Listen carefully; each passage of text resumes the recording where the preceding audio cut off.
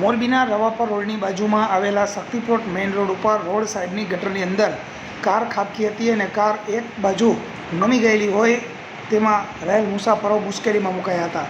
મોરબી પાલિકાના તંત્રમાં કોઈ ફેર પડે એમ નથી. મહાપાલિકા બનાવો કે કદાચ કોર્પોરેશન બનાવો તો પણ અહીંયા કંઈ ફેર પડે તેવું લાગતું નથી, કારણ કે દિન પ્રતિદિન સારું થવાની બદલે કંઈક ને કંઈક નવી સમસ્યાઓ જોવા મળતી હોય છે. ત્યારે મોરબીના રવાપર રોડની બાજુમાં આવેલા શક્તિપ્લોટ મેઇન રોડ ઉપર HDFC બેંકથી આગળના ભાગમાં રોડ સાઈડની ખુલ્લી ગટરની અંદર કારનો એક બાજુનો ભાગ પડી ગયો હતો અને જેના લીધે કાર ત્રાસી થઈ ગઈ હતી અને તેમાં બેઠેલા લોકો મુશ્કેલીમાં મુકાયા હતા. જોકે સદભાગ્યે તેઓ હેમખેમ બહાર નીકળી ગયા હતા, પરંતુ નુકસાની થઈ હોય તેનું જવાબદાર કોણ? હાલ શહેરની અંદર ચોમાસું છે છતાં પણ અનેક રોડ બનાવવામાં આવી રહ્યા છે, જેને લઈને પણ ટ્રાફિક સમસ્યા થઈ રહી છે. તો આ પ્રકારની જે કામગીરી થઈ રહી છે તેનાથી લોકો પારાવાર મુશ્કેલીમાં મુકાયા છે અને હાલ મહાપાલિકા બની હોવા છતાં પણ કોઈ આંખે ઉડીને વળગે તેવા કોઈ સુધારાઓ જોવા મળતા નથી, જેને લઈને લોકોમાં ભારોભાર રોષની લાગણી પ્રવર્તી રહી છે.